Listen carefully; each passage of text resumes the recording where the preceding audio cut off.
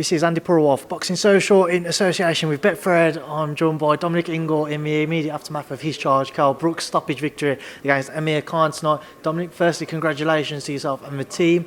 What did you make of Kell's performance and the victory? Yeah, no, it was a good performance. It all went to plan, obviously, because we won. He executed the plan, what we had mapped out, and it was just a case of which Amir Khan turned up. Was it a shot-worn Amir Khan, or has he rolled back the years, or whatever? That's what we were having to work out. And I said to Kell, there's going to be two scenarios. I was going to come out in the first couple of rounds. It's either going to be this way or that way, and if he's going to do this, we're going to counteract it with that plan. And it was just there was two phases to it, and Kell executed it perfectly, and we got the win. He took some heavy shots, Khan, ones that he probably wouldn't have stood up against a few years back, and for some reason obviously he has put his heart and soul into this camp, because he didn't have a great deal of time to prepare. 12 weeks, he might have had a bit more, but that we've had 7 months, and whatever they've done up there with Crawford's team, they've obviously strengthened his punch resistance. He's probably done the work with him, or learned how to counteract the shots, because he did take, from 1 to 6, he was taking heavy shots, his legs were buckling, but he didn't go down, and so they've obviously done something right with him. Maybe that was a trainer for him all the way through his career, I don't know, but you got to give him credit. He came out of retirement, he didn't need to, and he put in a good performance. He went out on his shield. There's no shame in that. He didn't quit, he didn't look for a way out. He took that like a man, and you've got to give him credit for that. He just didn't need to do it, and we got the win. Dom, this is a rivalry which has stemmed for over a decade now, and it's one which certainly over the last few years it's boiled more and more because of how personal it has been. We can go back to certain comments which have been thrown about this week. How sweet of a victory was this in comparison to past ones with Kell?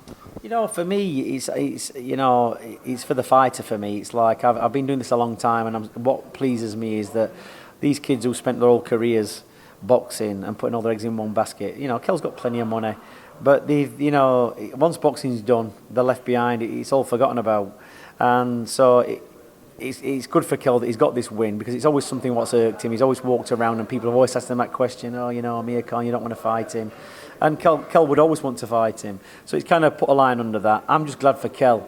It could have gone the other way. You don't know at 35 years old what fighter's going to turn up on the night. And Amir said in the press conference, if it had happened a few earlier, it might have been different a few years earlier. And I went, yeah, it might have gone 8 or 10 before Kell got you. I don't think it'd ever been any different. I just think the win would have been,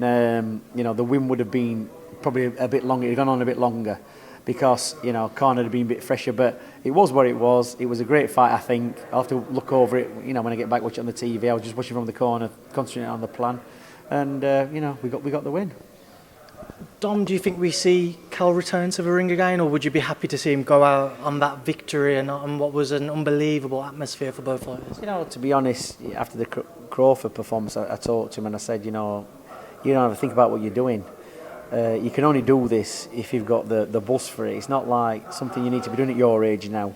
You've got kids, you've got a good lifestyle, you've got money, you've got a big house. What's it all about? Once you lose that urge, once you're losing that urge not to want to hurt somebody, I says that's the time to pack it in. If you still got that urge, you want to prove yourself and hurt somebody, then carry on. But if you're just thinking, I'll just see and I don't know, so you've got to be 100% sure you're either all on or all off.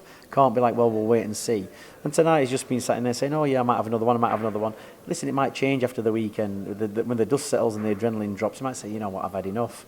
It's not going to get any easier for him. It's always going to be difficult, because he's getting to that age. He's 35. Fighters have gone on to 40 and 50. But, we'll just have to wait and see. I'd be happy if he finished, and maybe he will do. We've been to the mountain so many times, up to the top of the mountain. We've seen the view.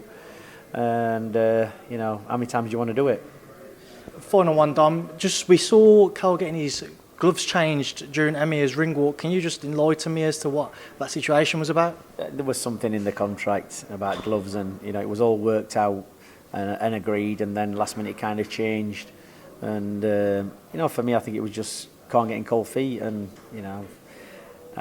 we changed the gloves. And I think if we haven't changed the gloves, Kell probably would have finished him in 3 or 4. But look, it doesn't matter. It's like Robert Smith said from the Boxing Board of Control. It's what's in the gloves.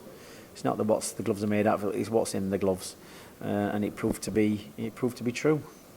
Right, Dom, we'll leave it there now. I'll leave you to enjoy this victory. Thank you for speaking to me in Boxing Social. Thanks, Andy.